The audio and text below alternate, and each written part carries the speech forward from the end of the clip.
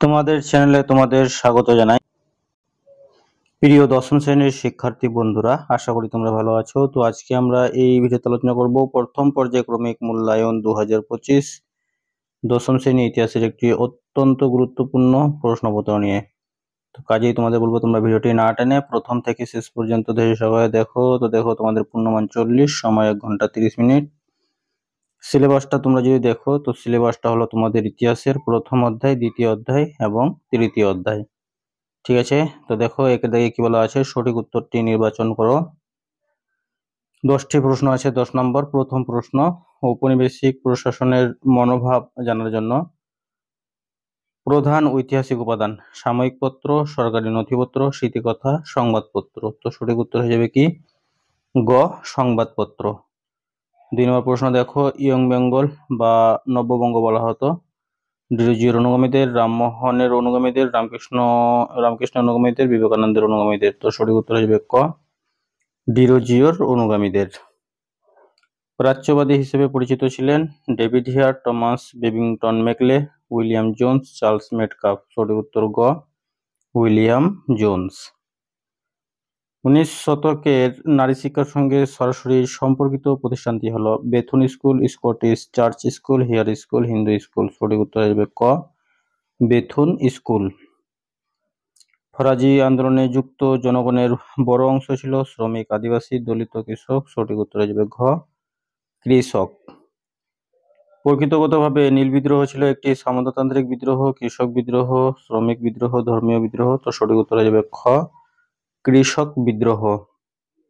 ভারতে পাশ্চাত্য শিক্ষার মেঘনাকাটা হলো উডের ডিসপ্যাচ, ম্যাকলেমিনিট, রেলের রিপোর্ট, চার্টার আইন। সঠিক উত্তর হয়ে যাবে ক, উডের ডিসপ্যাচ। খুদকাটি প্রথা যুক্ত ছিল রংপুর বিদ্রোহে, চুয়ার বিদ্রোহে, মুন্ডা বিদ্রোহে, পাবনা বিদ্রোহের সঙ্গে। তো সঠিক উত্তর হয়ে যাবে মুন্ডা বিদ্রোহের সঙ্গে। হিস্টোরি ফরম বিলো প্রবন্ধটির রচয়িতা Lloyd George, Marc Ferro, EP Thompson, Marshall পচ। সঠিক উত্তর হবে গ, ইপি থমসন। ঔপনিবেশিক ভারতে প্রথম অরণ্য আইন পাস হয় 1765 খ্রিস্টাব্দে, 1865 খ্রিস্টাব্দে, 1878 খ্রিস্টাব্দে, 1935 খ্রিস্টাব্দে। সঠিক উত্তর হয়ে যাবে খ, 1865 খ্রিস্টাব্দে।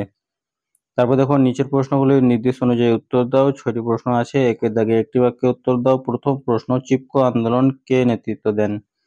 তো চিপকো আন্দোলনে নেতৃত্ব দিয়েছিলেন সুন্দরলাল বহুগুণা। বাংলা ভাষায় প্রকাশিত প্রথম পত্রিকা কোনটি? সঠিক উত্তর হয়ে যাবে কি দিগদর্শন। তারপরে দেখো সত্য মিথ্যা। প্রথমে হিন্দু পেট্রিয়ট ছিল একটি দৈনিক সংবাদপত্র, তো এটা মিথ্যা। লালন ফকিরের গুরু হলেন সিরাজ শাহ ফকির, এটা সত্য। তারপরে দেখো বিবৃতি ব্যাখ্যা, চুয়ার বিদ্রোহ ছিল আদিবাসী বিদ্রোহ। ব্যাখ্যা 1-এ বলা আছে আদিবাসীদের স্বার্থে এই বিদ্রোহ হয়েছিল। ব্যাখ্যা 2-এ বলা আছে আদিবাসী সম্প্রদায়ের মানুষ চুয়াররা এই বিদ্রোহ সংগঠিত করেছিল। 3 নম্বরে দেওয়া আছে মেদিনীপুর জেলার বিস্তীর্ণ অঞ্চলে যেখানে যেখানে চুয়াররা বাস করত সেখানে এই বিদ্রোহ ঘটেছিল।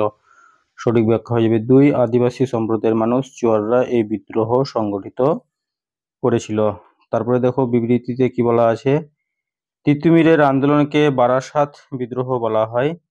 ব্যাখ্যা 1-এ বলা আছে তিতুমির ছিলেন বারাসাতের বাসিন্দা।